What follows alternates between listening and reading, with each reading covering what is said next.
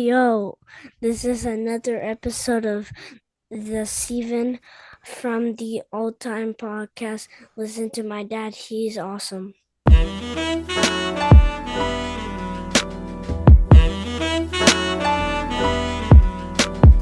Welcome to a new episode of Steven from the All Time Podcast. I am your host, the Ayatollah of Hip Hop, the whole damn show, the rated R podcaster, a revolutionary, a visionary, the voice of the voiceless. And we bring you nothing but the best in hip hop and wrestling, all combined in one with my co-host this evening. Hey, what's up, all timers? You already recognize the voice. It's the greatest there is, the greatest there was, and the greatest there ever will be. And before we get going on this special episode of the Steven from the All Time Podcast, right down below, like, subscribe, show us the support, show us the love. We do this for you guys. Also, we do it for us because we enjoy talking shit, but we do it for you guys. So please, please, please take a second, like and subscribe. We appreciate it. Derek, we're here this evening. There's something we were waiting for a very long time. Yep. It finally dropped. The Mr. McMahon documentary, 6-part documentary on Netflix.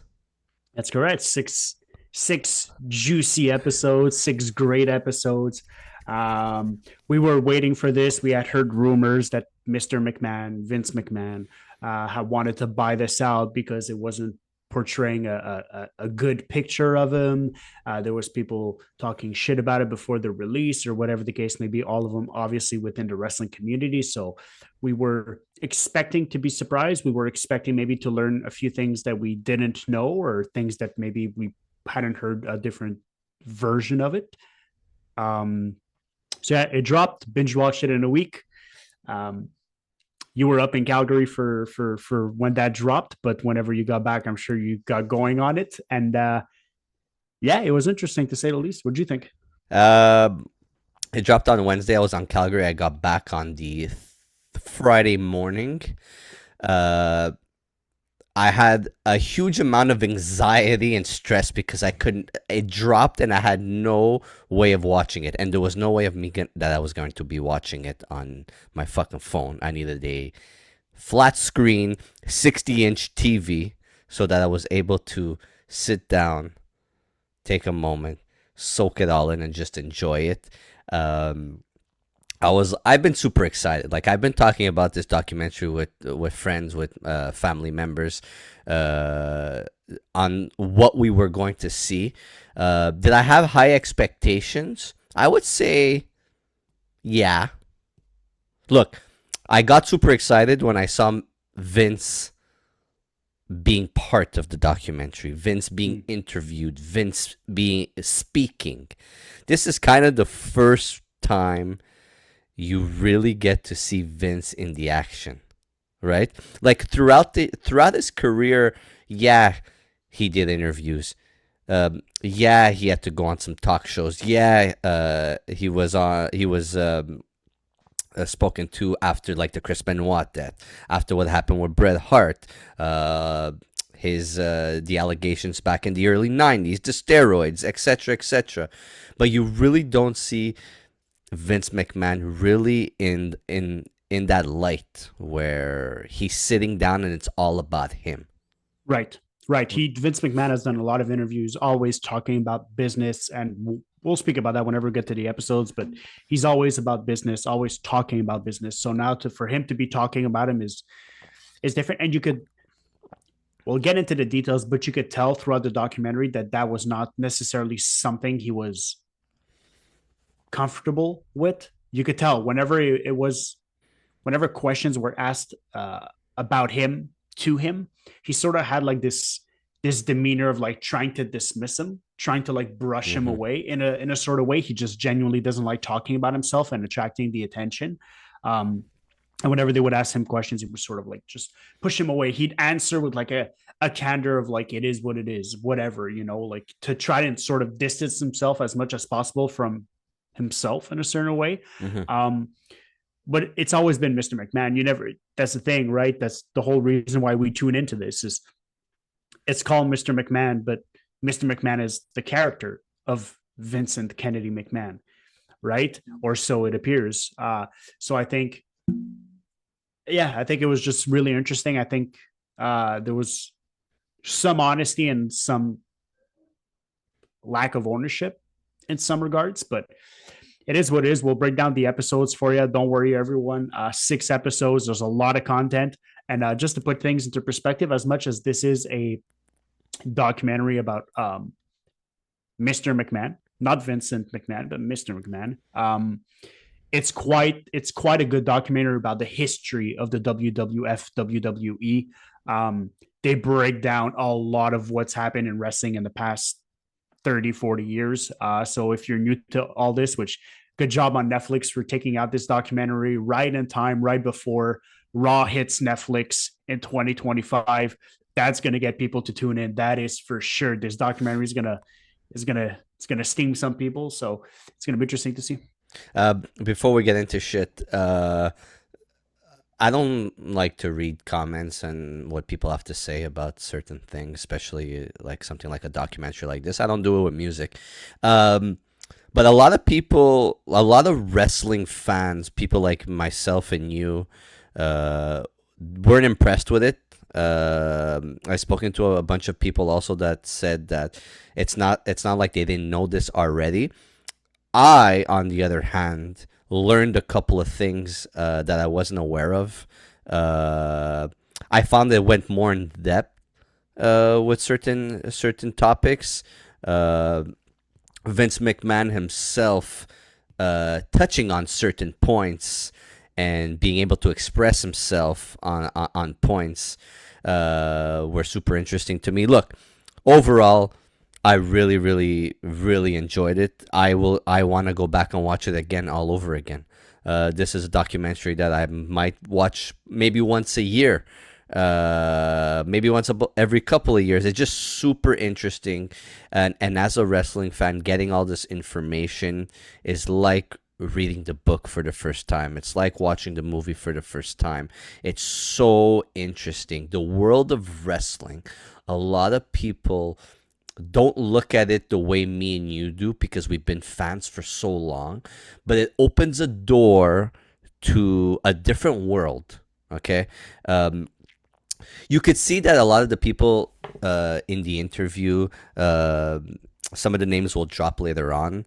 The vision that they had of Vince McMahon is a very negative vision because of what happened in the world of wrestling from the beginning till now.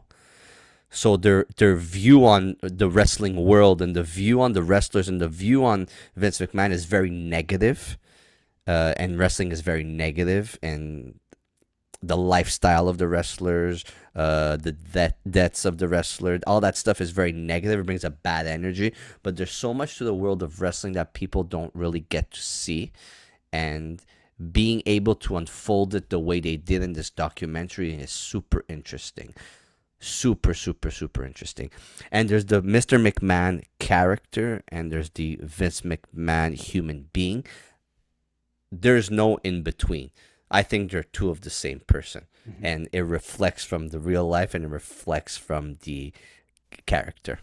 No, absolutely, and they said it the best, right? We're gonna dive through the episodes, and you'll sort of see the construction of this documentary and how they did it. But it was really interesting in the way that they portrayed everything. And it's listen, if you're tuning in and you're listening to this, there's a high chance that you're a wrestling fan.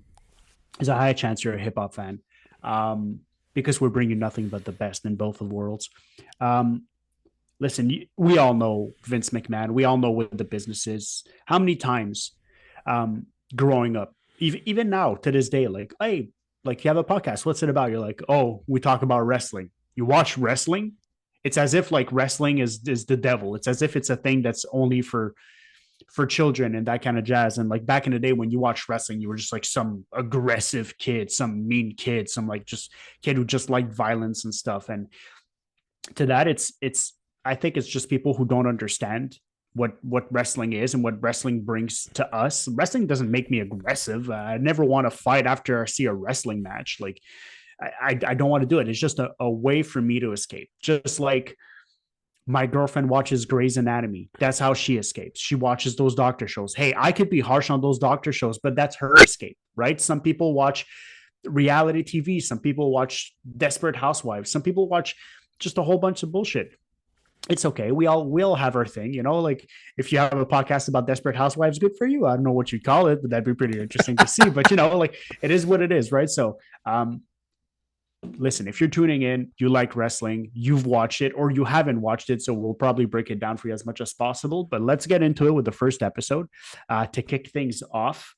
And the first episode is called Junior, I Yes. believe. Yes. And from the title, pretty much self-explanatory, right? It's Vince McMahon Jr. It's about him growing up and him finally meeting his father for the first time because his parents were separated at the time. I don't even think they were ever married. I think, What- shit happens. He met him after how many years? 12? 12 or 14 years, something along those lines. I think it was 12 years. First time he met his father. Well documented that Vince McMahon grew up with his mom and his stepdad. His stepdad was abusive to him, of course. Not really mentioned if he was abusive to the mother as well, but meant abusive towards Vince McMahon. And we know that Vince McMahon later down the line accused his mother of being sexually abusive towards him during the youth. So Vince McMahon, also just shout out to Vince McMahon whenever he was like a teenager. The guy looked phenomenal. He was like 6'2", he's shredded, absolutely just an absolute beast, good genetics. But he says that it was pretty much a tough life for him, tough upbringing until he met his father. And his father, of course, Vince McMahon, senior wrestling promoter, famous wrestling promoter, having managed to runs talents like Hulk Hogan, if ever you've heard that name. He's just a little indie wrestler. Who is fired because he didn't want him to star in Rocky 3. Absolutely. And which Hulk Hogan did what? Star in Rocky 3. So that's pretty much the first episode, right? They just sort of really the start of the WWF and the takeover from Vince Jr. from Vince Sr. He all bought that company off his father and paid it all off. And I think that was really interesting because that's something that Vince McMahon Jr. says in the thing. He's like, I just made a deal because it was supposed to go to Gorilla Monsoon. That was the plan. And then Vince McMahon Jr. went up to his father. He's like, hey, I'm going to buy it off of you. He's like, I'll just pay it in installments. If ever I miss one payment, just one payment, the deal's over. You could give it over to Gorilla Monsoon. And Vince McMahon just said, my father was paying me. I was just using the money he was paying me to pay him. So he's like, I never missed a payment. And then all of a sudden, 6 payments later, the company's mine. I can do whatever the fuck I want. So amazing how he didn't see his father for that long. Started to work with his dad in the business as a ring announcer. His dad lost a ring announcer and gave his son the opportunity to be a ring announcer, and that's not what Vince wanted to do. Nope. He learned the business. He grew up in the business. He took over his father's business, changed the name from Worldwide Wrestling Federation to World Wrestling Federation. He brought back Hulk Hogan. Absolutely. And let's not listen. We're not going to understate this. If you're listening to this podcast for the first time, you don't know about wrestling, go watch the documentary. But the name Hulk Hogan, listen, I didn't grow up watching much Hulk Hogan wrestle. Hulk Hogan was already old by the time I started watching wrestling. And you hear about Hulk Hogan. Hulk Hogan, there is no WWF without Vince McMahon. But there is also no WWF without Hulk Hogan. Those two together built that company from the ground up. And listen, I know Hulk Hogan is I know both of them are controversial figures. One with his antics, the other one with the shit that comes out of his mouth sometimes. Absolutely outrageous. But yes, essentially transformed Hulk Hogan into a worldwide phenomenon. He was known across the world. really this episode really showcases the marketing power that Vince McMahon has in terms of his storytelling, how he promotes wrestlers, how he promotes the business, from creating WrestleMania, which is the show of shows, the show that everyone knows, um, to having a storylines pre-written, to WrestleMania 3, which is one of the biggest WrestleManias of all time, with the most iconic match of all time, the one that essentially made wrestling what wrestling is today, which was Andre versus Hogan. Um, that all comes from Vince. That all comes from Vince. And at that time, Andre was not feeling it, bad back, and all that kind of jazz. But Andre still wanted to do it. So Vince created all these characters. Vince invested in all these guys and made all of them superstars. He made Hulk Hogan to what he is. Hulk Hogan came into wrestling as a heel. Vince McMahon took that, saw something, and made him Hulkamania. Made him the Hulkster. Hulk Hogan goes on record in this documentary and says, Vince McMahon was telling me what to do and how to do it and when to do it. The vision of what wrestling used to be with in the territories, Vince changing all that and making it sports entertainment, from pro wrestling to sports entertainment. Okay, it crosses that fine line to where you create the characters, you build on the characters, and you make them stars, you make them phenomenons, you make them people that look at these people like superheroes, like heroes. Like, I want to be like Hulk Hogan. If Vince McMahon did not do that, there wouldn't be none of those Hulk Hogans. There wouldn't be the Macho Men. There wouldn't be the Andre the Giant. There wouldn't be the Jake the Snakes. There wouldn't be any of those guys if it wasn't for what Vince McMahon did. And it's amazing. And episode 1 is probably one of my favorite episodes of it, because I get to see it from the beginning and the creation. Yeah, I've read books on it. Yeah, I've seen other documentaries. But this was really in the light of hearing what Vince had to say, hear what Hulk Hogan had to say, hearing these guys really talk about it. Yeah, absolutely. And I think they also dive into a little bit of Hulk Hogan leaving the WWF at the time. Episode 2, right? Yeah, exactly. So episode 2, Heat. So that relationship was a good relationship, and we got this in the first episode, and we're going to keep getting this from the rest of the episodes, is that for Vince, business is business. Always. As much as whenever Hulk Hogan left, he was disappointed. He openly says that Hogan did what was best for Hogan. As simple as that. And Vince, you learn in the rest of the episodes, he has no problem bringing back people who were trashed him, who have trash talked him, who have left the company. He has no problem with it. If it's good for business, it's good for business. If it brings the money, Vince is going to do it.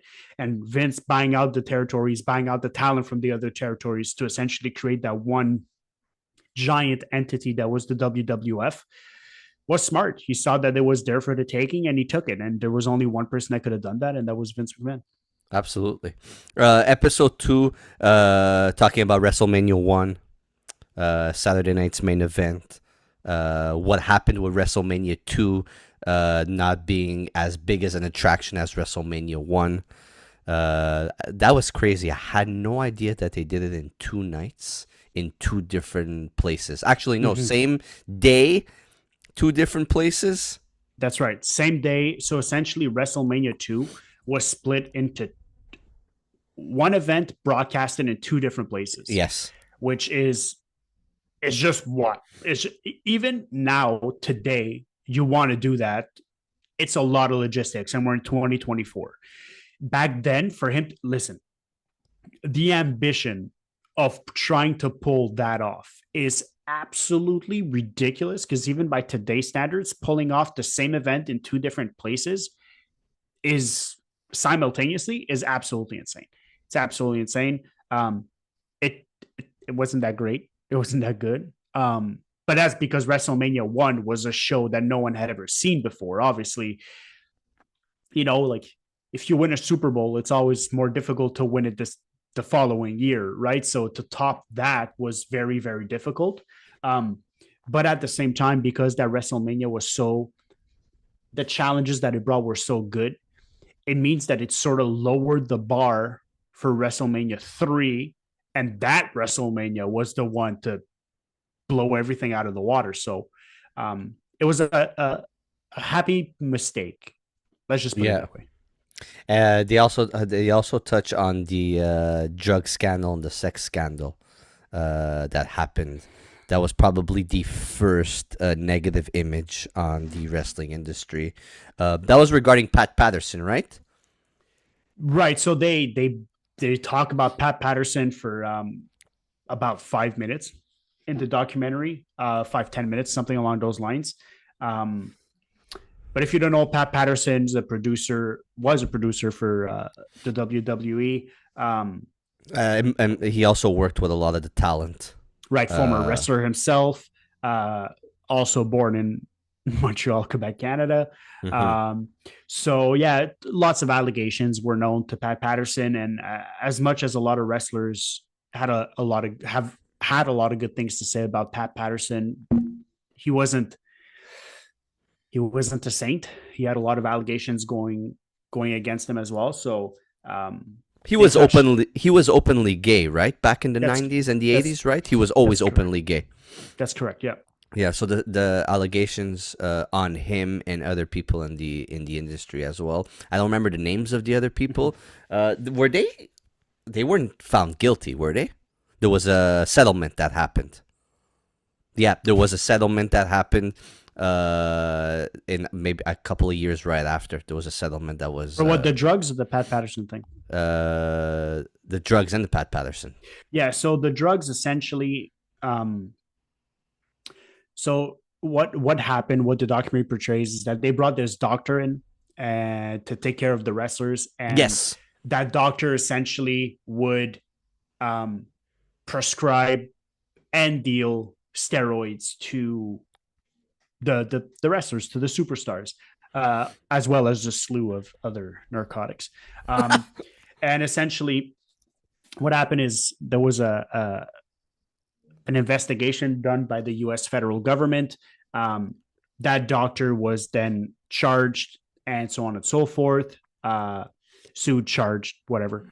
And then they tried to go after the WWE as if they tried to blame it on Vince McMahon, that Vince McMahon knew and was the one that was essentially organizing this whole thing. And Vince McMahon's rhetoric was that no, that's the job of one doctor. Like, yes, we hired that doctor, he was recommended to us, but we didn't know that this was going on.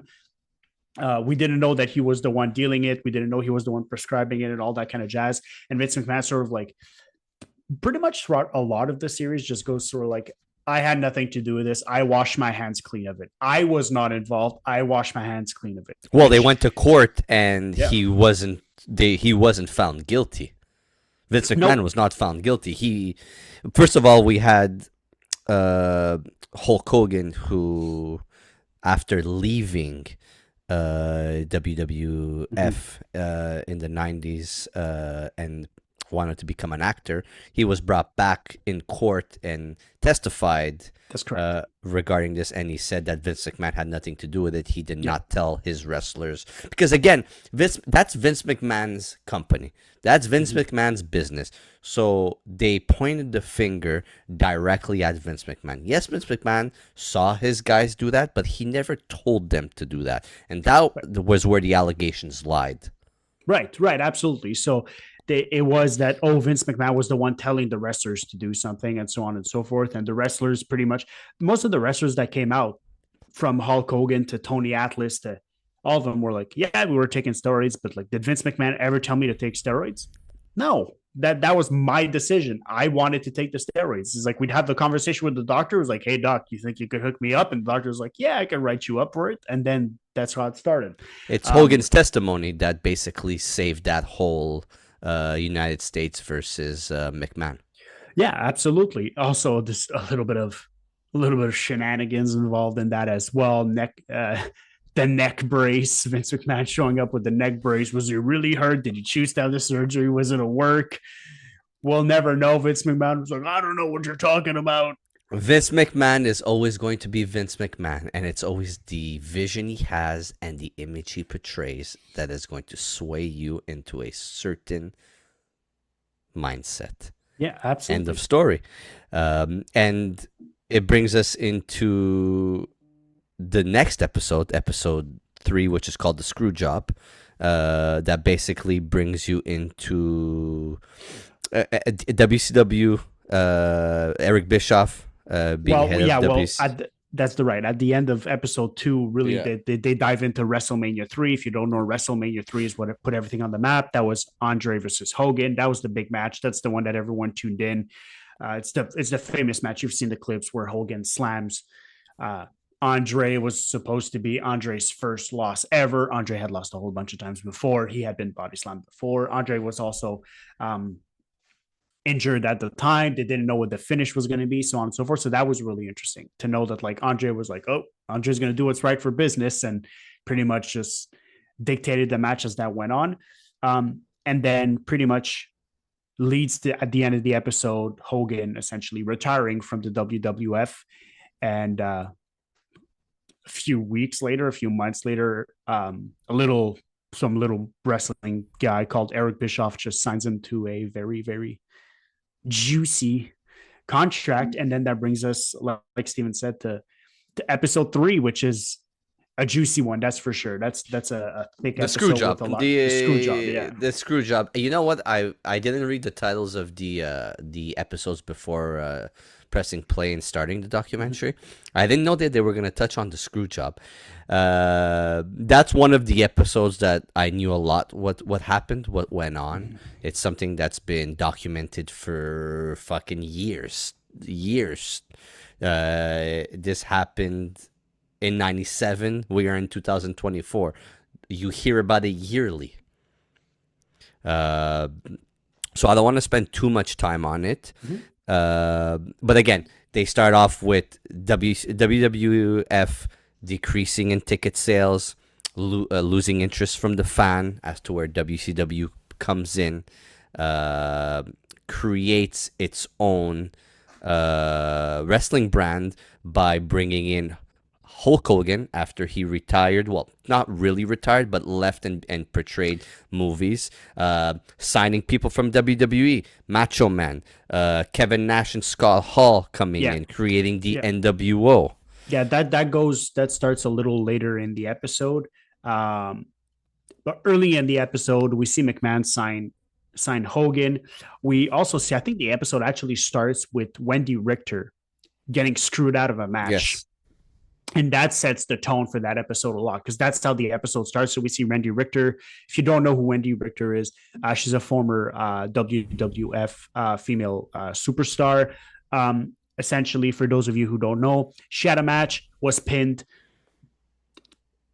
for one, and essentially they counted the match and they gave the belt to someone else. She didn't want to give up the belt. And like Vince does, he does what's Yeah. best for business. And if you're not going to listen to him, he's going to put things into his own hands. It is what it is. Yeah, absolutely. And that's Which I like that they started off with that. Yeah, me too. Because they said it like, because the other episodes they said, we made everyone believe that Andre the Giant was undefeated, which he was not. They made everyone believe that Andre the Giant was never body slammed. He was. So everything is the work, right? They always talk about the work. Now all of a sudden they set up the episode with Wendy Richter losing, got screwed out of the title. And it sort of sets a tone of like, there's a precedent to this. You like to pretend like this has never happened before, but it's happened before. So what happens is Hogan leaves for WCW. WWE are struggling. They don't have their superstar. They don't have the main draw like they used to have with Hogan. So what do? They turn to Bret the Hitman Hart as their next face of the company. That's the guy that they're essentially he's got all the marbles. They're throwing all the money at him. He's the one that's going to draw everyone and everything. Also, it's a little shift in terms of wrestling as well. We go from the big bruising sort of wrestling type to the more technical aspect of wrestling. Really great in-ring capabilities. We see Bret Hart's, the Shawn Michaels. We see those types of wrestlers start coming in, and essentially McMahon decides that Bret Hart's going to be that guy, which he openly admits he didn't have the greatest charisma, but in the ring he was almost second to none. There was no one on his level. Um, Debatable. Debatable. I agree. Steven has a problem with Bret the Hitman Hart. That's Well, I don't have a fine. problem with Bret the Hitman Hart. I don't think he's as good as everybody puts him to be. I don't think he's one of the greatest of all times. I would say he's probably in from the 11th to the 20th. I don't think he's in my. It should be in the top 10. He didn't have a long-lasting career, and if you look at Bret Hart's career, Bret Hart was the top guy in the worst period of WWF WWE. Right, but then, like, can we put that on Bret Hart? I don't know. Anyway, listen, Well, yeah, he's the top guy. Yeah, but at the same time, it's the rest of the work around him too. Like, but what are you doing as a top attraction to bring in more people, get those ticket sales up, being able to sell out events? What are you doing as a top attraction? Which I agree with you. However, Hogan did it. Cody Rhodes has done it. Shawn Michaels has done it. John Cena has done it. Stone Cold has done it. The Rock has done it. I don't disagree with you. However, like, there's a reason why Bret and early Shawn Michaels era doesn't really have a name. It's just like the after Hulk Hogan era, you know?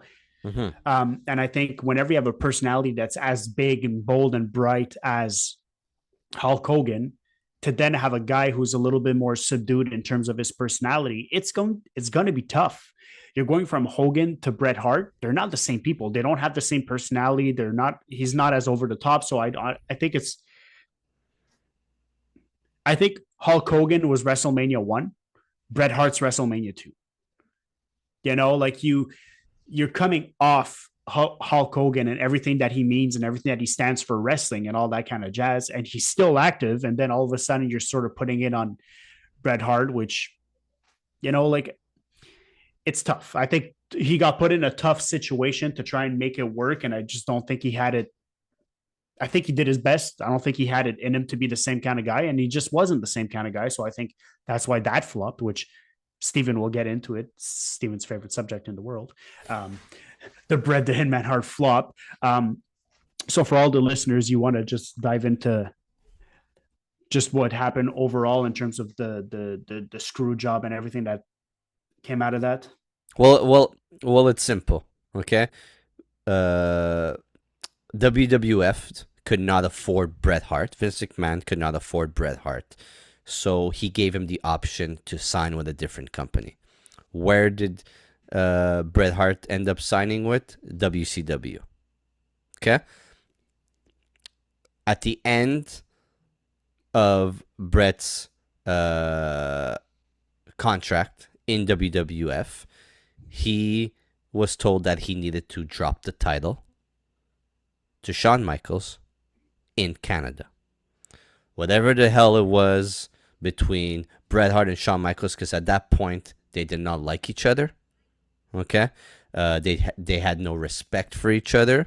Bret Hart did not want to lose the championship belt to Shawn Michaels in Montreal on his last night in the business. Also, for those of you who know, Shawn Michaels at the time is the greatest wrestler of all time. Continue. Is a great wrestler. However, he's on camera for that episode, also saying that he wasn't the nicest of individuals back in those days. Shawn Michaels openly admits to that, so take that for what it is. But it's business. Stock. It's business. I completely understand it's business. Shawn Michaels was probably a dick in the locker room back then, but it is what it is. Your boss tells you need to drop your title to this individual, whether you have something against him or not against him. You do not want to do what your boss tells you to do. Your boss needs to come in. Vince McMahon needs to come in and make a decision that's what's best for the company and that's what's best for business. And screw Bret Hart over because Bret Hart did not want to lose the title in Canada, in Montreal, on his last He was going to lose. He was going to lose. He was going to lose. They had come up with a finish that involved other wrestlers and so on and so forth. That's where I kind of it's kind of foggy for me, because that's what they say in this documentary, but in another documentary, Brett just refused to lose the title to Shawn Michaels. Or he does say it in this documentary, he refuses to lose the title to Shawn Michaels, but he would have done this other storyline so he doesn't lose the belt. I think what Brett didn't want, I think Brett didn't want to get pinned by Shawn Michaels in a ring. I think he wanted to lose in another way, which is why there was other wrestlers involved. It was supposed, I forget the name of the match, forgive me, but essentially he was supposed to lose, but not clean. He was supposed to like get screwed out of the title, but not pinned, in so to speak. People were supposed to interfere, no disqualification, no this, no correct. disqualification, that. Whatever. At the end of the day, we all know what the screw job is. We all know that Brett got what he deserved, and Vince McMahon needed to do what he did. But the main point of this screw job is this is where you separated the Vince McMahon, the announcer, the Vince McMahon, the owner of the company, to the Mr. McMahon character. This is the first time that you really see Vince McMahon on television doing something this bad, this hateful, this. But also Vince McMahon owning up to it. Vince McMahon was in the locker room after he screwed Bret Hart up, and he's like, "All right, Bret, let's go. I'm in front of you now." And Bret Hart hits him with a fucking uppercut straight to the face.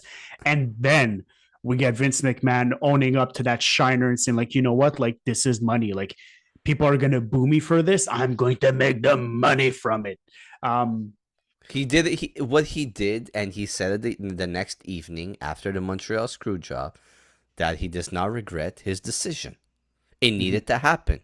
And that's what made the people, the wrestling fans, the fans of Bret Hart, even if they were fans of Shawn Michaels, or even if they were fans of Triple H and the whole Degeneration X, they saw Vince McMahon in a different light. And this is the start of the Mr. McMahon hatred character and the genius storytelling in character.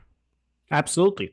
It took a little while, because at the end of that episode, we have, so to put things into perspective,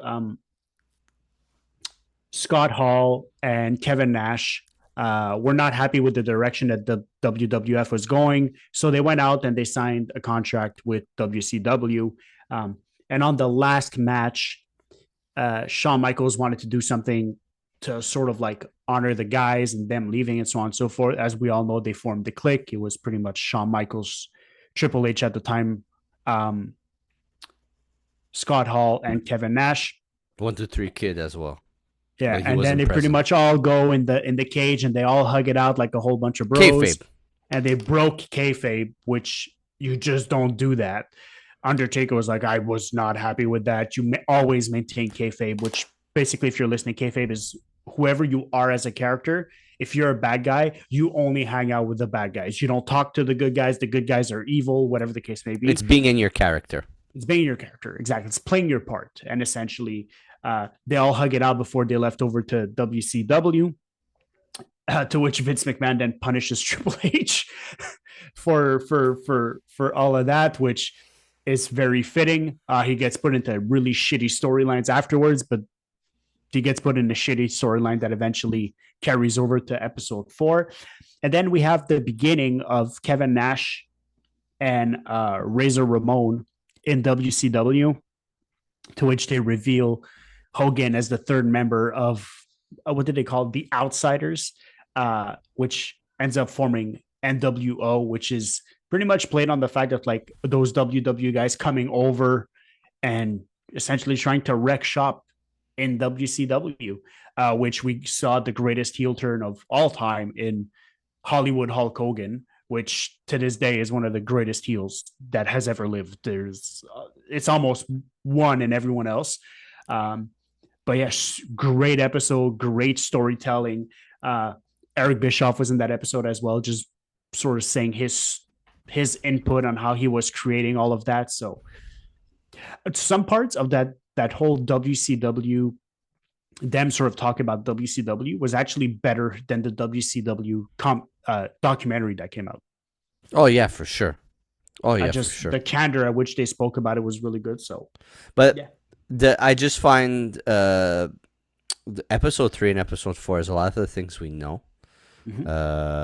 I think it's just how they unveil it with the Vince McMahon, with the Mr. McMahon character, and what he needed to do. Again, this is a Mr. McMahon documentary.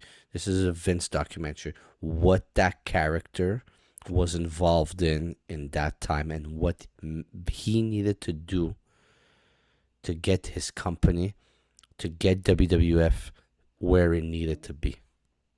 Yeah. It's basically just that. We know NWO was formed. We know Generation X was formed. We know there was the Montreal Screwjob. We know all these back and forths between companies and 83 weeks of WCW reigning on television in the ratings. We knew that. But what did Vince McMahon have to do to make sure that they did not lose in this Monday Night Wars? Yeah, and I think they allude to that, right? I think it's a strange coincidence that the Click hug it out, they break kayfabe, but at the same time, WCW is experiencing tremendous popularity because they don't have kayfabe. They don't. Their stories are real. Their characters are not like, you know, the characters are not like these gods or whatever the case may be. It's like some Doing the fucking, clown. yeah, doing the clowns and shit like that. It's no, it's some fucking trucker from Minnesota and shit like that, and they're just welting on each other. Um, they also tie in ECW at the same time into this whole sort of thing of like having WCW be like the real, where the real wrestlers have the real fights, where WWE is putting on like a show, like a supernatural, like kind of like flashy show, and then just ECW, which is just like where just angry men come and beat each other with baseball bats and barbed wire. Um, Listen, if you grew up at that time, and I did, but I was very young, and there was absolutely zero chance my mother would ever let me watch ECW. There was it wasn't fucking happening. Going back to it, man, what an era in wrestling. What an era in wrestling whenever you had those three juggernauts at it. Just fucking fantastic, dude. Um, we're in episode 4 Yep. with the Attitude Era being created.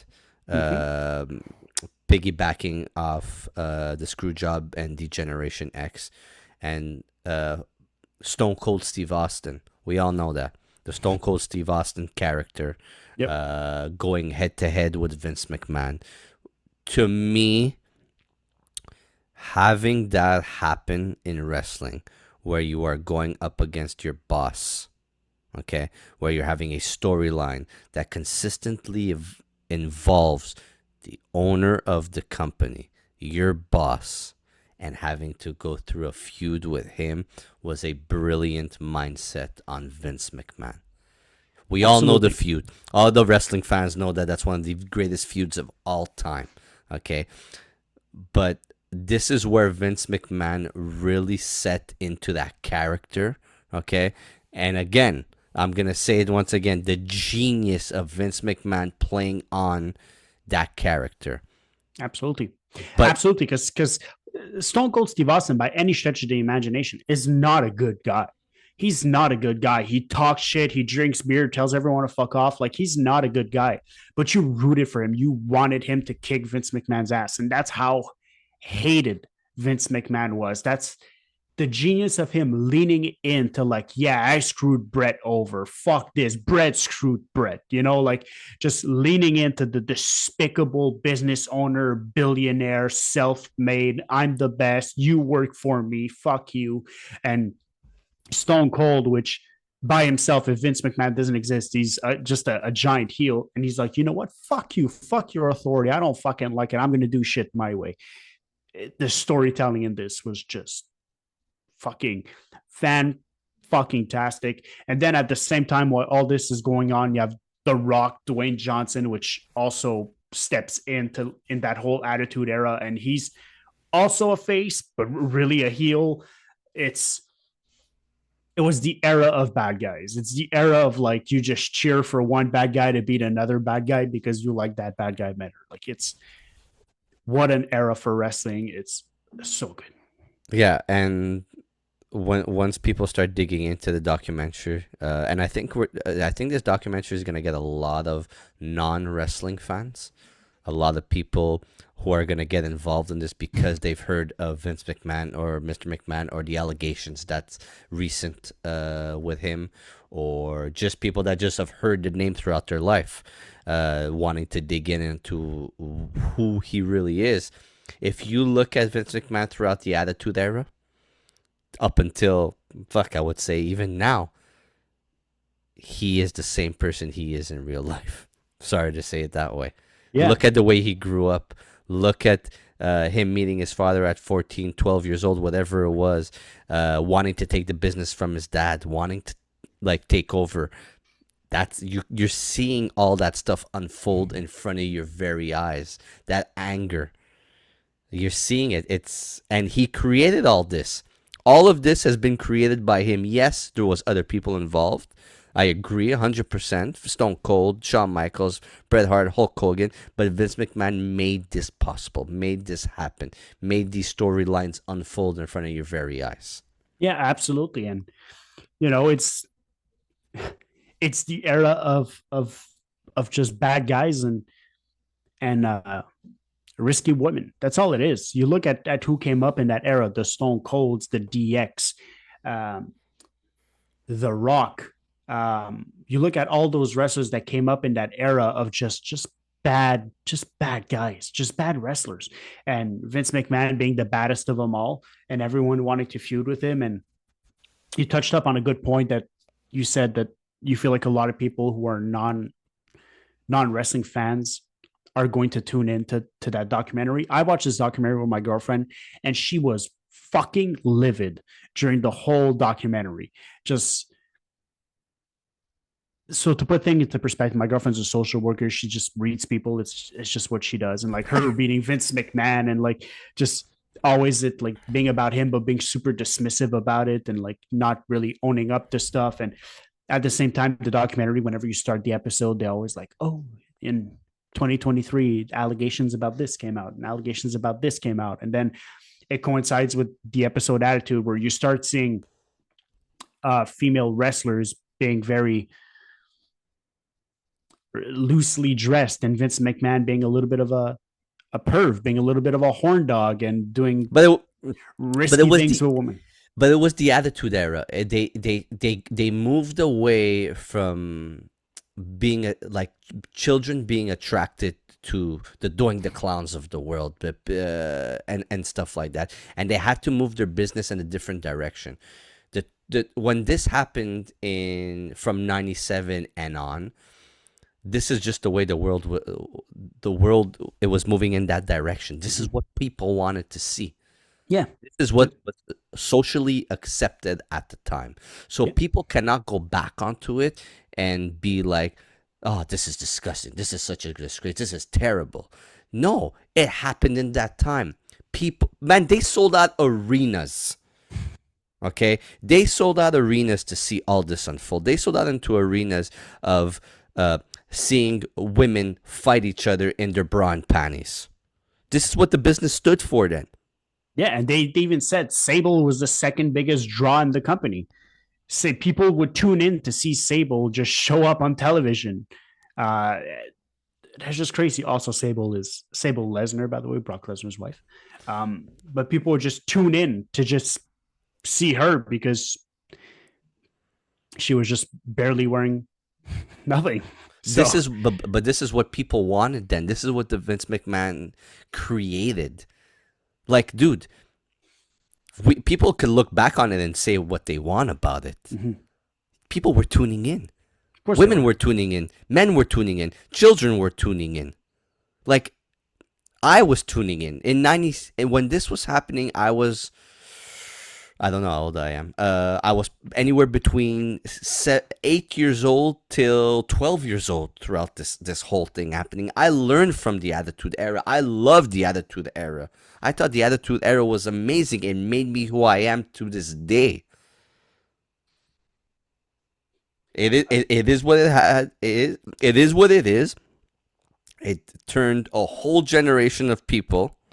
Look at the music that came with it too, right? New metal music, rock music. Yeah.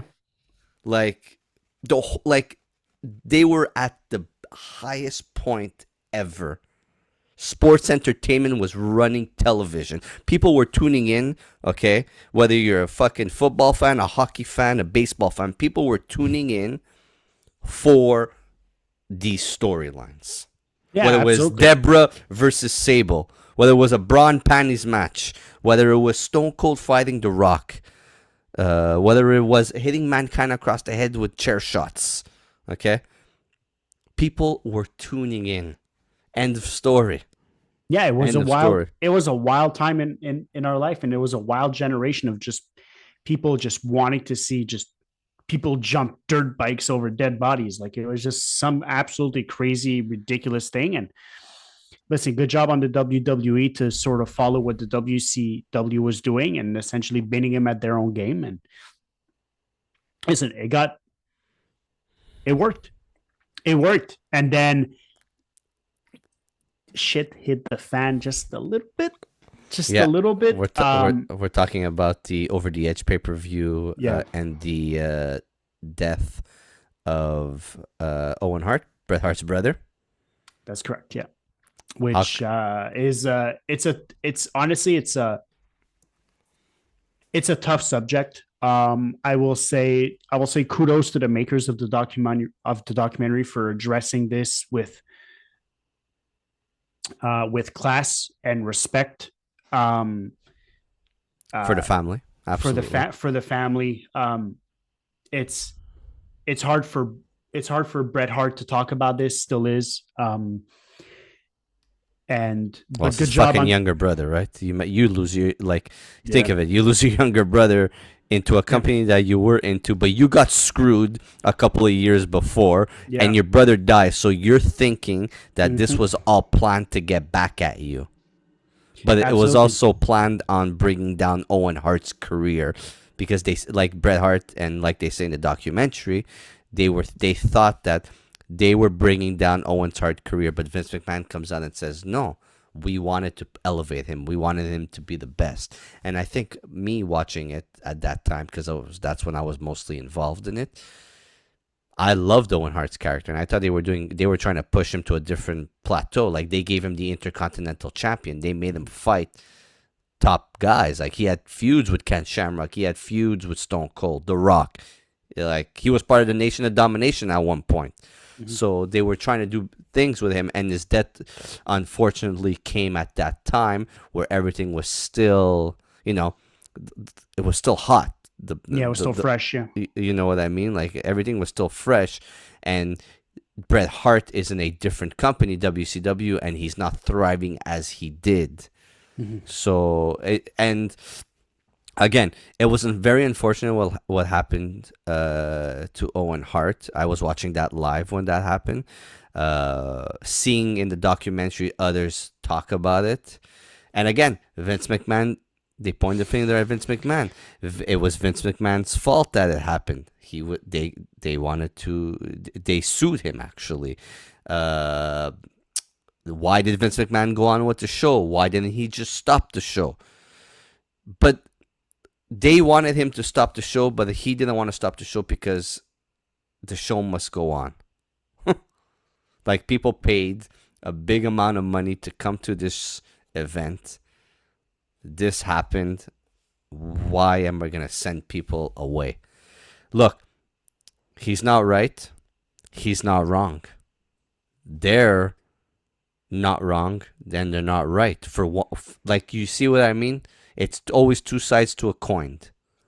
There is, but at the same time, so this was Why didn't the wrestlers walk out then if they didn't want to be there, if they didn't want to come on and continue the show, right? because ultimately it might have cost them their job. It might have cost them their job, right? And He's the one signing the checks. And if the boss tells you to do something, you shut the fuck up and you do it, because guess what? You learn from Bret Hart.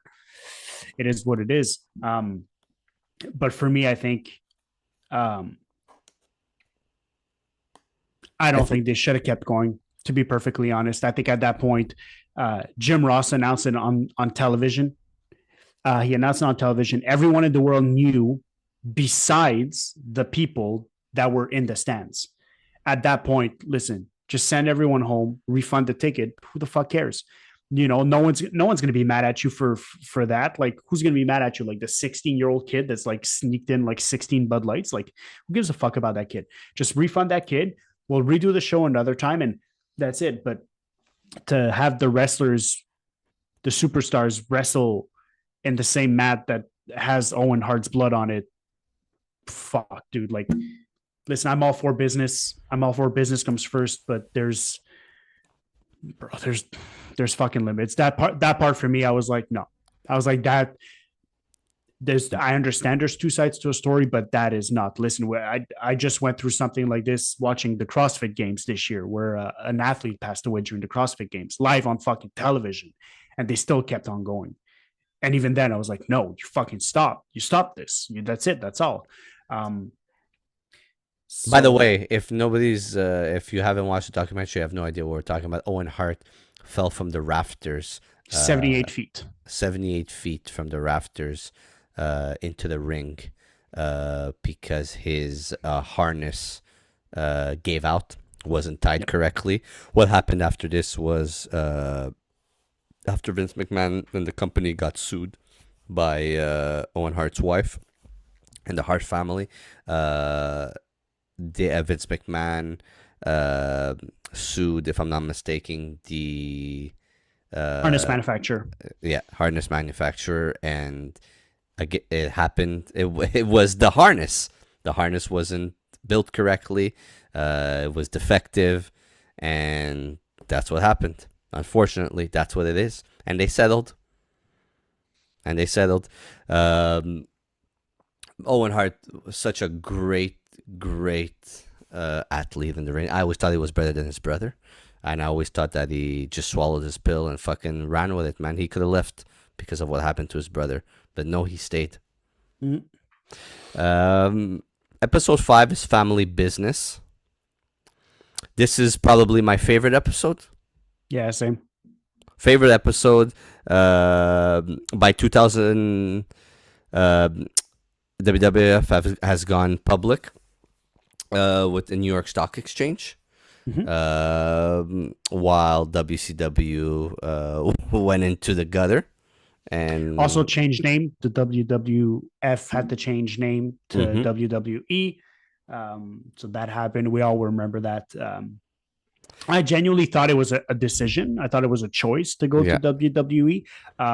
So that shed the light. I always thought it was funny that you had two things that I knew of that were called WWF, but I was young at the time. I didn't know that there was such a thing as like, oh, you can't have that name. So I thought the whole time it was Vince McMahon's decision to call it World Wrestling Entertainment. I didn't know that the WWF, the animal rights company, had sued them and be like, yo, fuck you. You can't use our name. Yeah, that's hilarious though. Yeah. And to the point where the attitude era is flourishing. It's having the highest attractions, selling out arenas, having some of the biggest WrestleManias in stadiums. WCW going into the gutter, as we call it, and the genius of Vince McMahon. Buying out his competition. Not only buying out his competition, WCW, but buying out his competition on live TV. Showing up on live TV on WCW. Yeah. It's Take some balls. Take some balls. It's like, it's fucking, what am I, Vince McMahon, doing on WCW television? they bought it. It's mine. They bought it out from AOL Time Warner for $2.5 million.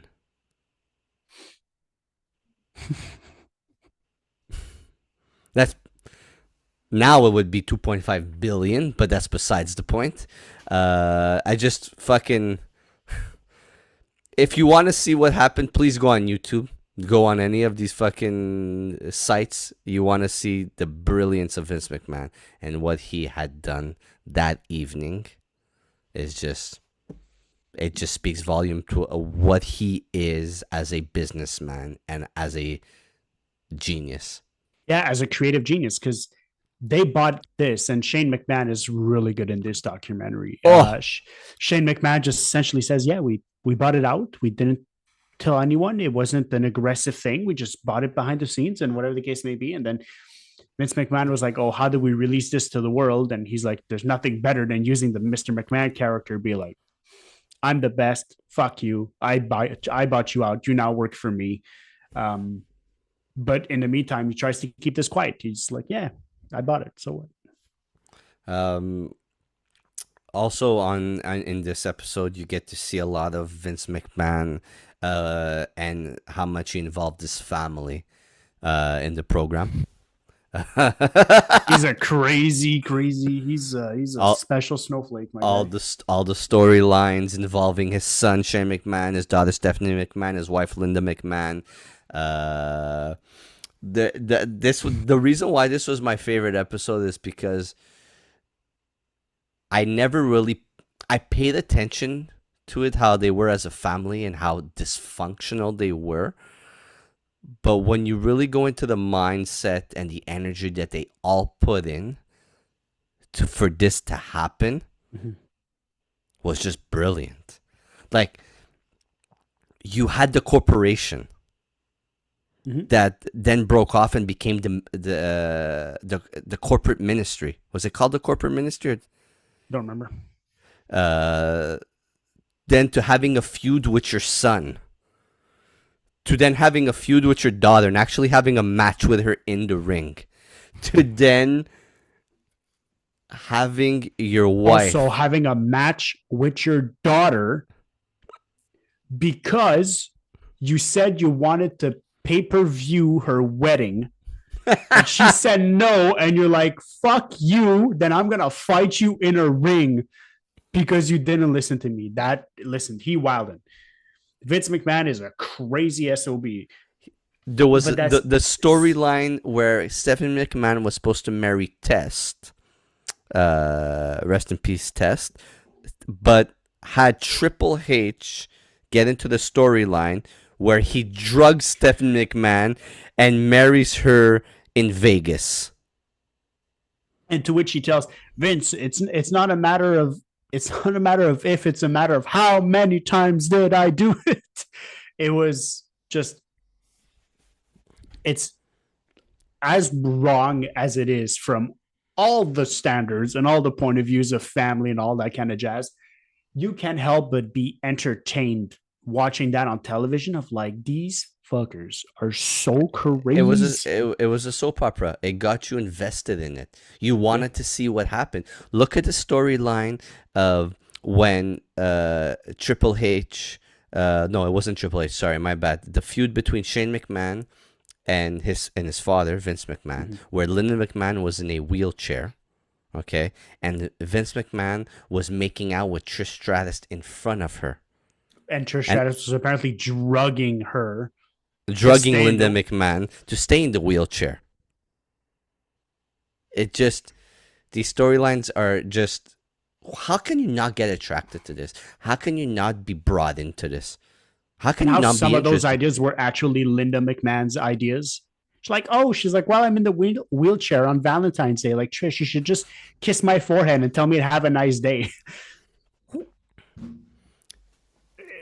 That family is so insane in all the worst of ways. No, I don't even think that they're insane. I just think that they understood what was right for business and what needed to be done to attract people to their product. Right, but at the same time, and I think Stephanie and Shane allude to that quite a bit, is because they're in the business and because they're performers and they're on screen, they a lot of times got treated like employees by their father. And I think you see, I'm not surprised.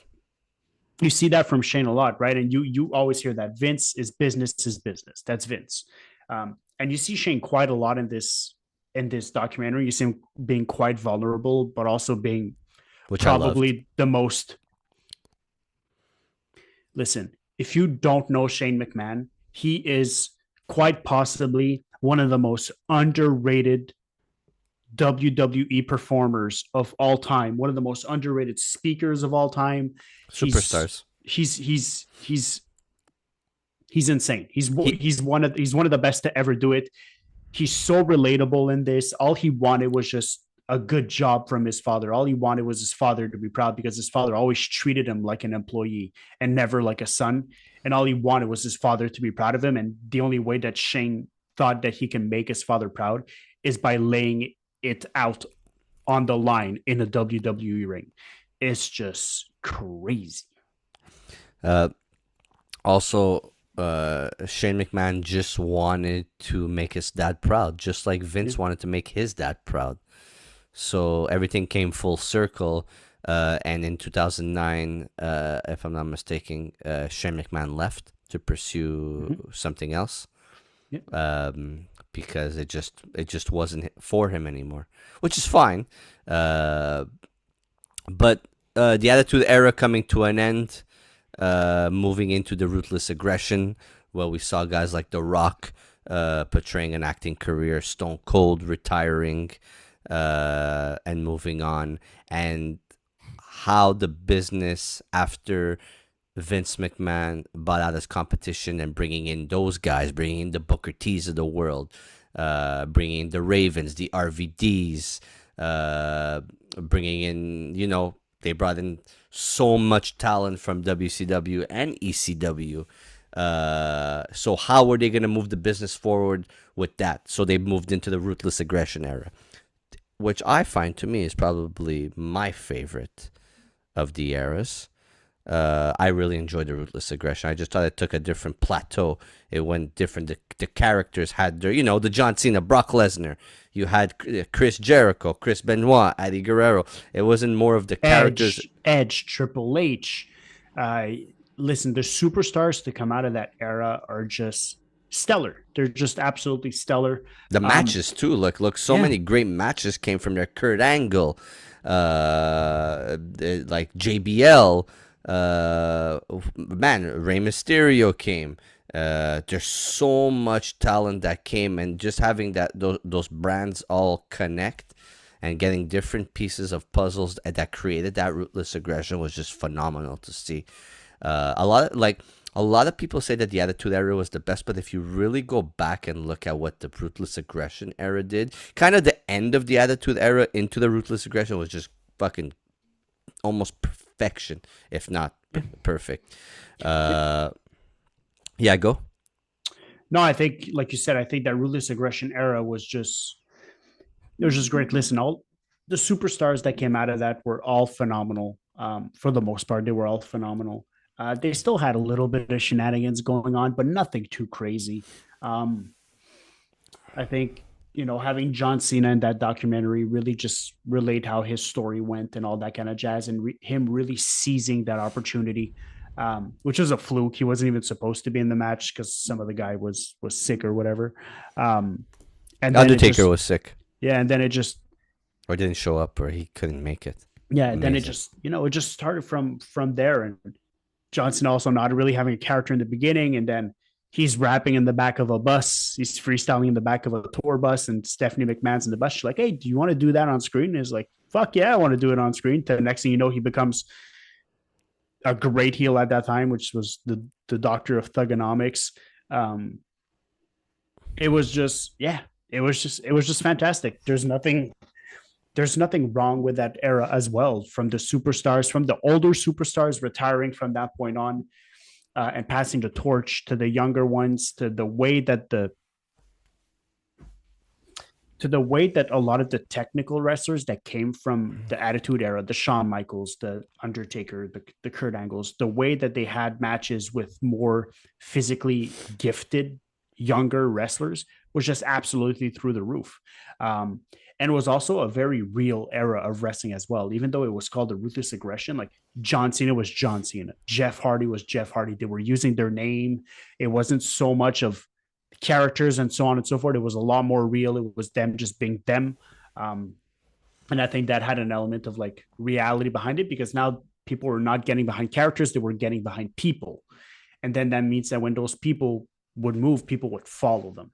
So I think it's a lot more personal in terms of a wrestling experience.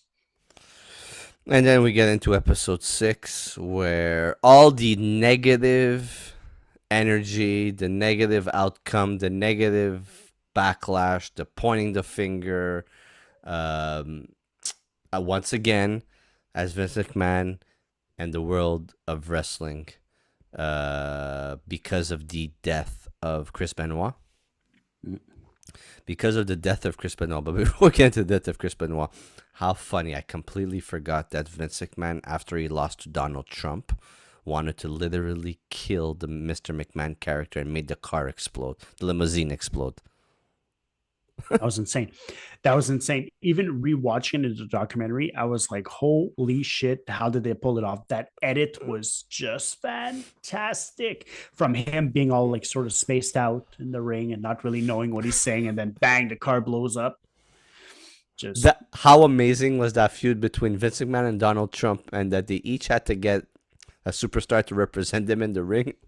One got Bobby Lashley, one got Umaga, and if the loser needed to shave the other person's head, well, the loser had to get their head shaved by the other. And Vince McMahon obviously lost because Donald Trump, they wouldn't have fucking ever made him shave his head. And that character just fucking, that was crazy. That was crazy. Absolutely insane. We got to see Bobby Lashley in his prime. We got to see Umaga, who's one of the most visceral wrestlers you could ever watch wrestle. If you have a chance, everyone just go watch old Umaga matches. Absolutely terrifying.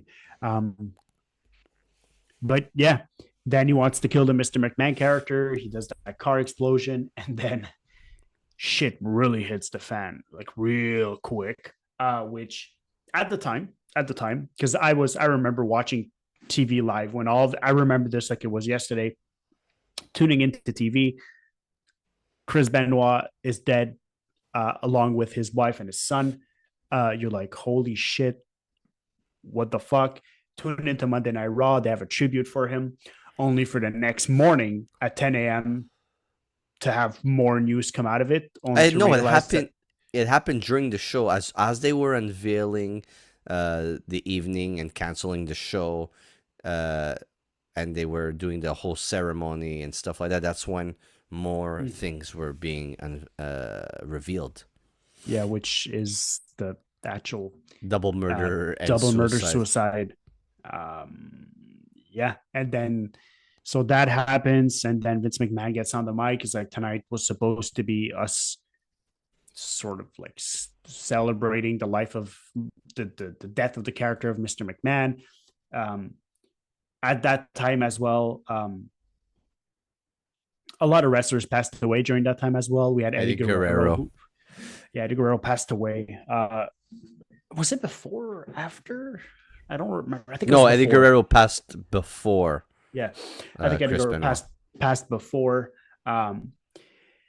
And then, well, as shit hit the fan, what happened is that all the backlash fell back on Vince McMahon. How his wrestlers all had brain damage, and CTE is what caused all of that.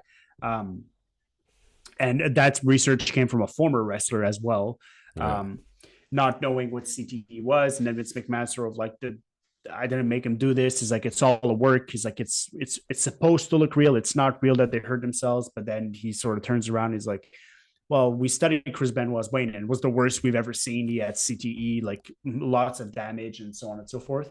And I think that's the episode where, as much as Vince McMahon was trying to sort of like dodge those things, and like he didn't take well to getting accused of anything, he at least turned around and was like, you know what? Talk to me about this this CTE stuff. Talk to me about this concussion thing. Let me learn more about it. You're accusing me of this, but let me learn more about it. And then that led to very large and sweeping changes in the WWE on wrestler safety, making sure the wrestlers are better. They banned a whole lot of finishing moves. They banned the chair shots to the head. They banned all those kinds of jazz. So um, for all the shortcomings in the past of maybe him not doing enough to sort of correct the narrative that people had on him, that was the one time where he actually turned around and he did something about it. So I have to give him credit on that. Who, McMahon? Yeah. Well, yeah. Again, they're blaming Vince for Chris Benoit having CTE. Okay, Chris Benoit is the one who chose those moves. Chris Benoit's Yes. been doing those moves for 10 years. He didn't get CTE overnight. He's been Yeah. doing them for as long as Chris Benoit's been wrestling. Yeah. You can't blame for Vince sure. McMahon for that. Vince McMahon didn't give Chris Benoit CTE. It's part of the professional wrestling. Absolutely. And I think people tend to be harsh on that front. They're like, oh, yeah, but they're taking shots at it. Yeah, but listen, everyone knew that getting hit over the head with a fucking chair sucked. Like, yeah, everyone knew that. But back in those days, we didn't know what CTE was. We didn't know what it was. We didn't know it could cause long term damage.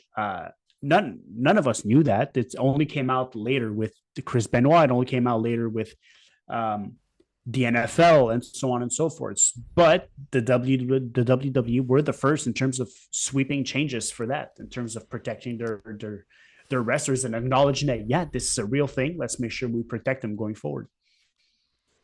Um, and then basically the episode goes into just the relationship with Stephanie McMahon, Triple H, Shane returning, a bunch of different people changing positions, and then that era of wrestling from 2012, 2011, all the way up until now, where it was once again PG, like in the 90s when it had those issues where a lot of people lost interest in wrestling. You had the New Day.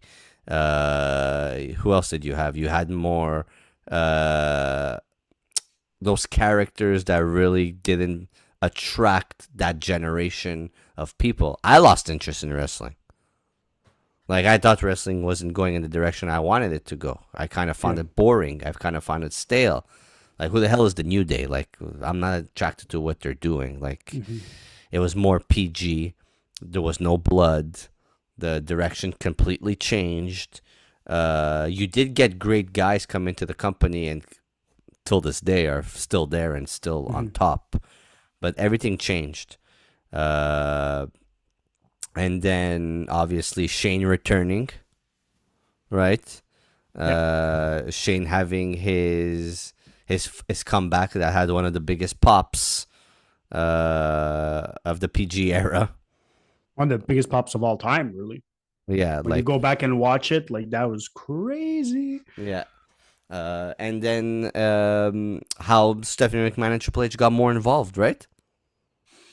Yeah, Stephanie McMahon running more of the back of house kind of stuff, and Triple H taking care of the creative a lot more. Shane McMahon returning, having a match with The Undertaker at WrestleMania. Crazy match. Shane McMahon is a lunatic. Yeah. And then all of this, obviously, in the documentary gets overshadowed by the allegations that come out. So towards the later part of the episode, that's when like a lot of those lawsuits start coming in. Vince McMahon getting sued. Report of him paying millions of dollars to keep someone quiet. Hush money, you call it. It's that hush money. Hush money. So that comes out. We don't know who it is. And then the person, Janelle Grant, then sues Vince McMahon for that. And listen, it does involve some fucking horrible stuff. And it alleges some horrible stuff that he paid to keep quiet. He denies those allegations, by the way. However, he did pay her to shut up. There are excerpts of text messages in the documentary as well that are not they're not looking too good, even from a spelling perspective. That was just all over the place. Um, they also named Brock Lesnar for the first time in front of Yes. everyone. Now Brock Lesnar's name is on Netflix for all the wrong reasons. So By that's the going to be way, interesting to see where that goes. he's back in on the WWE website. Just an FYI. Uh, all these allegations, all the allegations coming out, really steering the documentary into a very negative path. Again, they kept saying at the beginning of the episode, once the allegations came out, that's when Vince McMahon stopped going to the filming of the documentary. Yeah. They said at the very beginning. Again, these are all allegations, okay, towards Vince McMahon. He dropped down from the chairman in 2023. No, sorry, he returned in 2023. He left in 2022. Yeah, something along those. So he leaves. 2022, he leaves. The thing comes out about the hush money. He leaves. He retires. Actually, he retires from his position. Comes back, sells the company to Endeavor. It forms TKO Group. He's now the head of the board, the head of the head chairman, and then the lady who sues him from that hush money thing for sexual allegations. For sexual allegations, sexual trafficking, all that kind of jazz. Then that comes out, and then he quits. Then and he sold his shares of 411.95 million of TKO stock. Right. And then he canceled all his final interviews. Yeah, cancels all the interviews. And also a lot of those interviews that happened before, didn't happen after. And they don't, at no point during this sixth episode, when those allegations come out, do they interview anyone about those allegations? It doesn't happen. The allegations come out. That's sort of like where it ties in. It shows a few other clips of Mr. McMahon, but they don't ask Triple H about the allegations. They don't ask Stephanie McMahon about the allegations. They do address him coming back to the company, and then Stephanie McMahon being like, nope, bye, peace. And then she leaves the company. And then we know that the lawsuit gets filed. So we're not going to sugarcoat those allegations. They're allegations. Okay. Whether they happened or not, until Vince McMahon is found guilty, then we take it from there. Unfortunately, they've been going through this since 2022. We are in 2024 now. There's more allegations that have come out. Now the feds are involved. Yeah. Okay. Vince McMahon has also put out text messages from, what's her name again? Janelle Grant. Janelle Grant being in love with Vince McMahon. Mm-hmm. There's a bunch of things that are coming out. Yeah. Let's see how long this goes on for. Let's see what happens. These are horrendous things that have happened, if so, once again. And we'll see where it goes. Before we get up out of here, your final thoughts on the whole documentary. I think it was well done. I think the interviews done were good. I think some of these interviews were really good. I really enjoyed the interviews done with the very honest people. I think Tony Atlas was very fucking honest. I think Eric Bischoff was really honest, as he always is. I think Shane McMahon was really honest. But then there's other interviews where I feel like people are still working for WWE, so they couldn't really say whatever they wanted too much. I don't think Triple H was too genuine during some of these things. So, like I would have liked to see more personally. I like to see more like what people think about Vince McMahon, the person, and their personal relationship with Vince McMahon rather than their business relationship with Well, Vince McMahon. Undertaker did. Undertaker said that he was like a father-like figure to him. Right? Everyone So did says John that. Cena. Yeah, a lot of people said that, which is perfectly fine. But at the same time, like, oh, like who is he to you? Sure. But then like, oh, what do you think about everything that's come out? You have to ask those tough questions during those kinds of things. You have no choice. But people are gonna Uh, answer probably the same. These allegations came out. Unfortunately, these are things we weren't aware of, and we'll see what the outcome is. That's what they're going to say. They're not going to start talking about the allegations. It's not going to happen. which is perfectly understandable, but then it makes that a lot more real, right? Because people, so those allegations come out, but then no one addresses those allegations in any way, shape, or form in the documentary. But then the documentary is supposed to point fingers and sort of like be vague on sort of stuff. So I would have wanted something a bit more direct, something a bit more real. Um, Overall, I think the production that went into this was great. I really like the I really like the way they structured it. If you've never watched the WWE, and you're really interested in sort of a documentary on how it was built and the history of the WWE, that's a really good way. Like, it's a really good way to segue into the WWE for a lot of people. Um, and I think Netflix was so smart in making this because I think Netflix realized the amount of eyeballs that are going to watch this documentary and then the amount of eyeballs that are going to tune in to watch the post McMahon WWE whenever he goes to Netflix. I think it's going to make that first episode of Raw on Netflix be so much bigger than what people envision. Um, yeah, I like the footage they took. I like some of that stuff. So yeah, overall, I think from a Mr. McMahon perspective, I'd give it a 6 on 10 in terms of a documentary. But if Mm-hmm. I look at it overall from the history of the WWE and how Vince McMahon helped shape that business, then Oh, he it's an made eight on that ten. business. He Yeah, but made then that it's an eight on business. ten. Uh, I want to add to you on the Mr. McMahon 6 on 10. Uh, it was kind of like, let's start off with Vince and how it became Mm-hmm. to the meat and potatoes of the company Yeah. and what really put it on the map and how it was put on the map. Again, it's all things we knew, Mm-hmm. right? But the how is very interesting, and the perspective of Vince and the perspective of the others is very interesting. And then again, stuff regarding the deaths of Owen Hart, Chris Benoit, seeing Vince speak on it, seeing others speak on it, uh, how much wrestling was looked in those periods. Again, I was a kid, high school.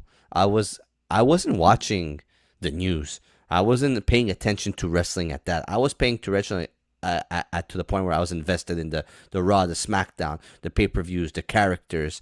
I was invested in, oh shit, Chris Benoit died. What the fuck? I was invested in, oh, Owen Hart died. I wasn't like, oh shit, there's these allegations going out towards them. Mm-hmm. Yeah. I was a kid. Like, if I was in my late 20s and 30s, then I think I would have seen these things more in real time, but I didn't. So seeing that now, even though knowing about it, really, I was really interested in it because I did not know that they were looking at wrestling so negative back in the 90s, back at the Mm-hmm. beginning of the Hogan, Andre the Giant, Macho Man, all these people. Like, I didn't see that. So wrestling has always gotten that negative perspective, that negative light shined on them. Uh, so it was kind of like, wow, like I was a kid, man. I didn't look at wrestling like this. I wasn't taught wrestling in this fashion. So I really enjoyed seeing all that unfold. Uh, Vince talking, people talking. I loved. You brought up a point about you wanted to see more like of other questions asked to them after the allegations. But you know what? I enjoyed seeing these people not talk negatively about Vince McMahon. And they didn't. Even Tony Atlas didn't. Mhm. They said a couple of things that just of Vince, but nothing really negative or that you could look at Vince negatively, uh, except like the other people that were involved, the people that weren't part of WWE. Even Dave Meltzer didn't really say anything bad about Vince McMahon. No, and I don't think it's a documentary to sort of say negative things about Vince McMahon, but it's just overall like they. Other people did, like the Phil Mushnick, whatever the hell his fucking name is. He spoke bad. He was always on Vince McMahon and what Vince McMahon did wrong and what the wrestling industry did wrong and what Vince should have done and these allegations this and these allegations that. And like, yeah, you need that balance in a documentary. But you know what? That's what it was at that time, and this is what happened. We learned from it. We move forward, and these journalist people always have to have that fucking negative light on people, and and I think that the documentary is really well put together, Mhm. and it shows the genius of Vince McMahon and what his creation is. I look at it that way.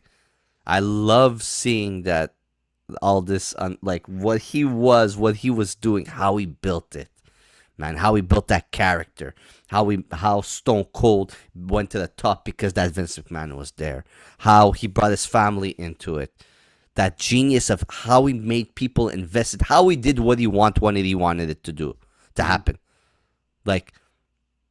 And he just went with it. And he didn't let anybody fucking ever come into it and do things differently than the way he wanted to. He didn't even let his son or his family do it. He took all those decisions. He made the company to what it was, obviously with the help of the main people. But And do you feel now that he's no longer with the business, now that he's no longer in the company? We were very critical towards the end of his run with WWE about the creative. oh We were yeah, it was critical. horrendous. Do you feel that now the WWE is in a better place now that he's gone for all the reasons that he's gone, like in terms of the negative light that it brings upon the business and also just change? And follow up question for you as well. What happens if Vince McMahon shows up for the first episode of Raw on Netflix? Is that going to no? But it's the truth. It's definitely a possibility. Do you feel like that's going to change the way you sort of see wrestling? And do you think that that's going to like stir up some emotions for you in terms of like, oh fuck, now he's back, now we're going to go back to the shit that it was before? I'll tell it to you like this. We'll go backwards. He showed up after all these allegations had come out on SmackDown. Remember? When the hush money came out, but now when the lawsuit dropped. Well, it was still the hush money. He still did something that he shouldn't have done, right? He Correct. came out and it was that, and everybody cheered, and it was that fucking heel Vince McMahon. Hey, look what I just got accused of doing. Hey, I'm here. Yeah. If he comes back now, anytime now, whether it's tomorrow when the Netflix deal happens, just gonna laugh and be like, fuck. He's one of the greatest heels of all time. But again, is he coming back just to be that heel, or is he coming back and he's gonna have creative control? I don't think there is any room for him to have any creative control. Why? Why? Because all these things like that must come to an end, and other people need to be involved in it, and that's where the Triple H's of the world come and play, and have been with the business long enough that we don't need Vince McMahon anymore. But if he comes as the character, the heel to stir up shit, I'm all for that. I'm Do all you feel for like that. that? Do you not feel like that would hurt the business more now that this? Because the way I see it is like this documentary is out, right? This documentary is out. Millions of people are going to watch it on Netflix.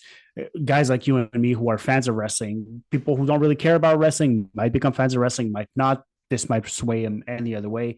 Then you're going to have the people who see Vince McMahon for the allegations that there are, do you feel like if he does come back, which one are you swayed to? Will it hurt the business, or will the business benefit from it It overall depends. in terms of viewership? It depends. It's the allegations, right? If he comes out and he's found guilty and these are all true allegations, that's gonna definitely hurt the business. But he ain't gonna come back. They're not gonna let it happen. Yeah, but we never know. That's the thing. We never. Obviously, he doesn't own anything anymore. But I sort of see it the same way that I see the whole Diddy thing. Diddy's done. Like, he's done.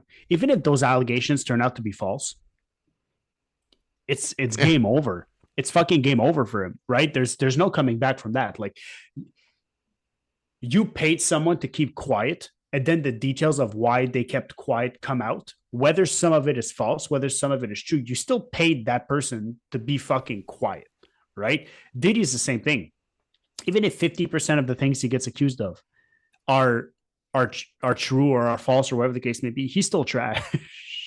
I have no choice to say it that way. Like, it is what it is. But wrestling, I find the wrestling fans are really forgiving and different to as where it's just like they're more for the shock value of holy shit, why is he here?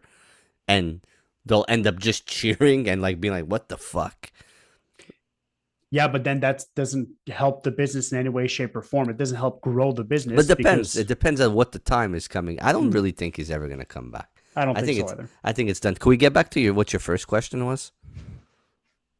What do you mean? Or did I answer both questions? You answered. It's fine. Now, my follow-up question for that. So in those allegations, they name drop someone, a pretty big deal. Brock Lesnar? They name drop Brock Lesnar. And then you mentioned Brock Lesnar is on the WWE website. Now, or something happened today, actually, regarding Brock Lesnar. But continue. Go on. But now let's see your Triple H, right? You bring back Brock Lesnar. The plan is to bring back Brock Lesnar. Now, this documentary comes out last week, and they name drop him in the 6th episode that he's in that thing, right? That she's in the contract to sign Brock Lesnar. You're Triple H. What do you do?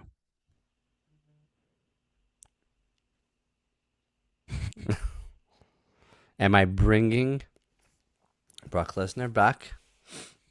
What am I doing? I'm bringing Brock Lesnar back. Yeah. I'm bringing Brock Lesnar back because there are allegations until it's set in stone and it's all true, and then that's a different story. But now they're all allegations, and I don't know, man. It's very touchy with the Brock Lesnar because his name just came up. His name came up, but I don't see anything else happening with Brock Lesnar. That's right, the thing. It's just time, fucking. No one says anything, right? Yeah, but his name keeps unappearing, like all over WWE. So you can still watch his matches on the WWE network. They still mention his name. So I don't know, man. It's a very touchy situation. But I want Brock Lesnar to come back. Yeah. I like the Brock Lesnar character. I think right now he's needed because he could stir up a lot of shit and have a really good amount of feuds.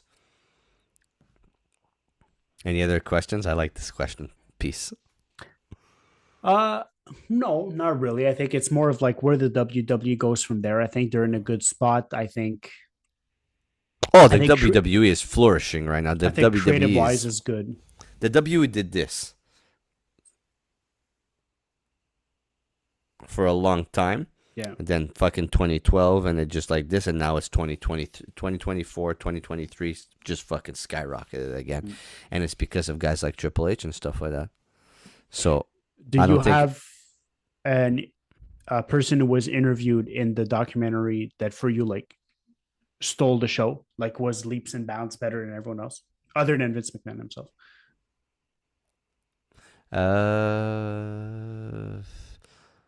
I liked hearing from Hogan at the beginning. Stone cold. I'm so happy that The Rock wasn't involved as much. Fuck, was I happy that The Rock wasn't involved. I'm so fed up of hearing that guy talk. I would have liked a lot more people in it. I would have liked Mick Foley.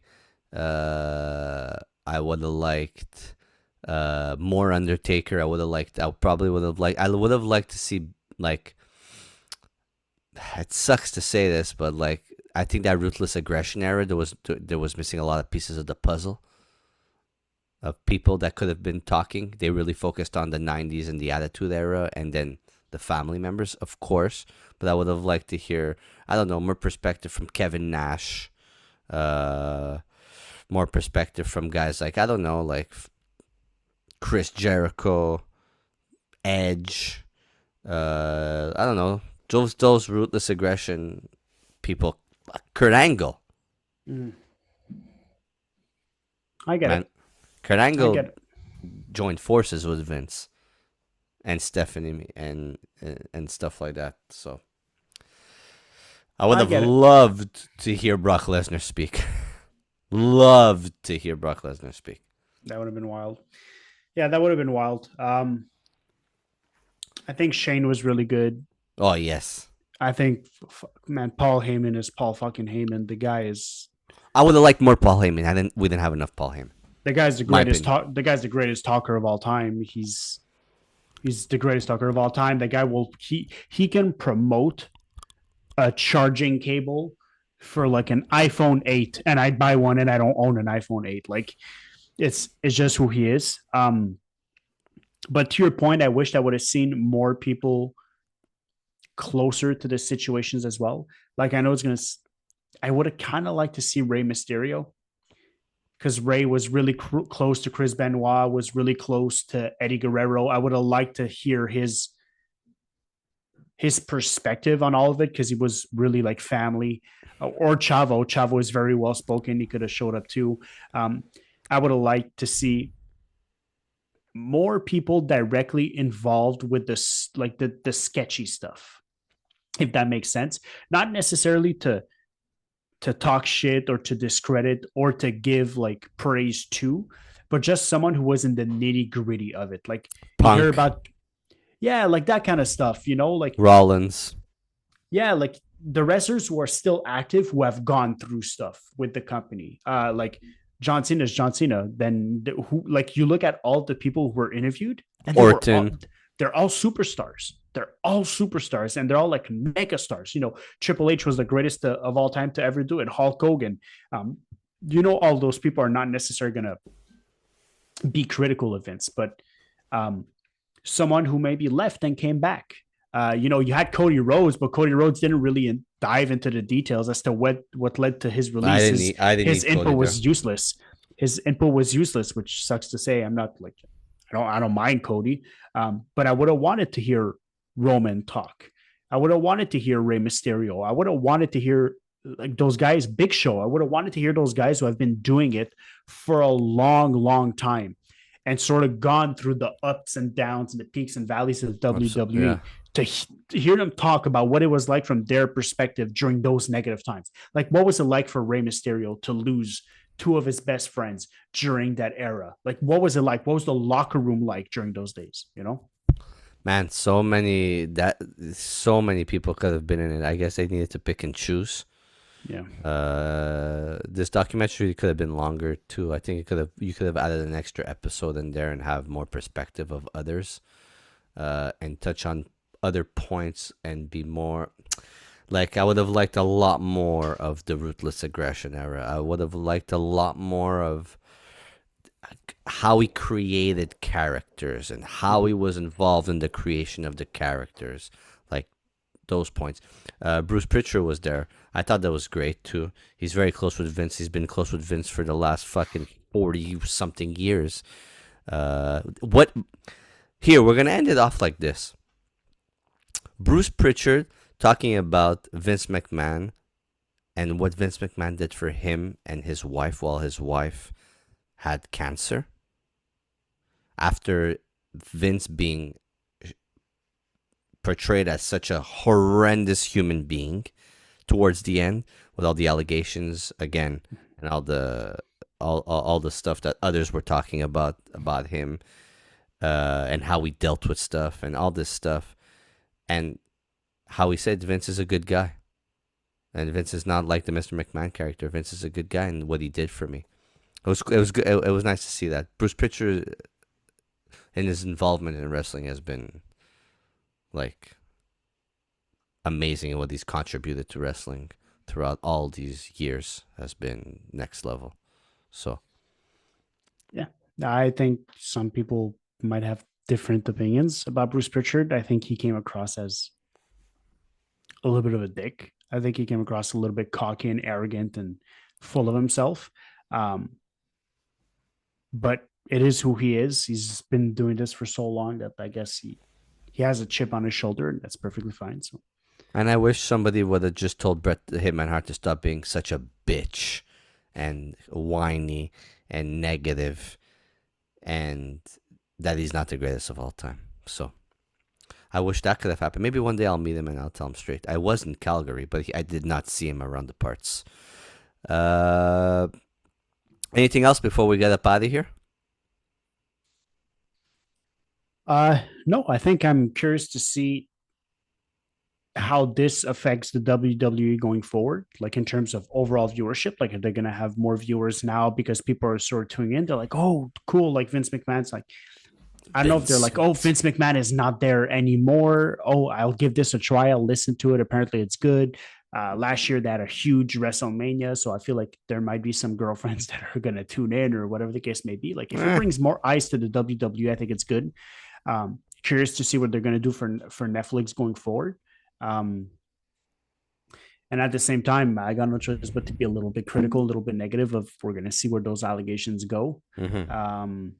It is what it is. Obviously, it affects It our sucks. business. It affects our business. Not that you and I make any money on this podcast whatsoever, but it affects our business, right? It affects the way we talk about it. It affects the way we think about things. And as details come out, we'll talk about this on this podcast. So, once again, if we're taking this seriously for what they are, but like Steven said, these are allegations. There's no point in starting to point the finger in any way, any which way possible. These are serious things. We take them seriously and we keep following it. And Steven and I text each other almost every day. If something comes out, we'll fucking talk about it. That's for sure. And if you've learned anything about Steven and myself, is that we keep it raw. We keep it as it is. And if something happens and someone's a fucking dickhead, we'll call him a fucking dickhead and that'll be it. It doesn't matter what you've done before. Deshaun Watson, same fucking thing. Why are you going to Deshaun Watson? Still playing football, by the way. Still playing football. Still playing football. That's the first fucking thing. How shit is the allegations Cleveland? How shit is the Cleveland Browns, though? I know you're a Baltimore Ravens fan. Hey, I'm okay. I'm okay. Your Colts beat the Steelers. That's all that matters. It's true. We beat the Steelers, and they're in your division. You guys won Sunday night. We won.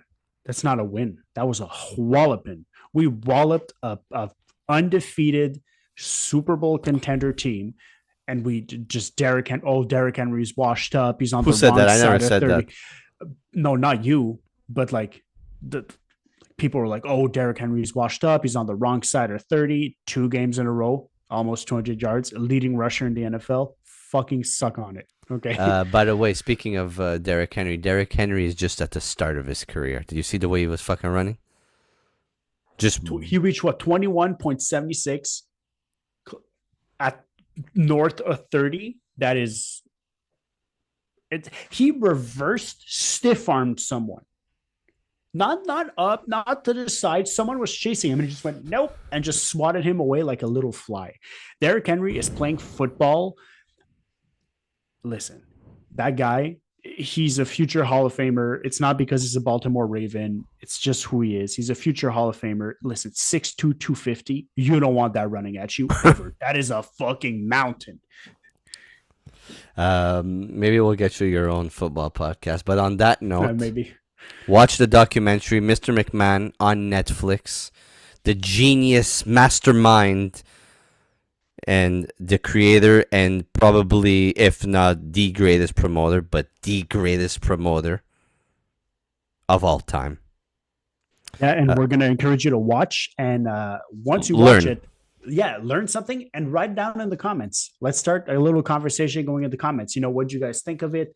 Anything you agree or disagree with us? Any points that you guys want to bring? Put it down in the comments. Steven and I, we respond. Steven responds. I respond as well. Let's get going on the convo and let's see where that takes us. And if you haven't already, please like and subscribe. Subscribe and like. On that note, Derek, thank you very much. Thanks for having me on. Yeah, you're fired. I wanted to do You're fired. It is. See you soon. Ciao. Peace.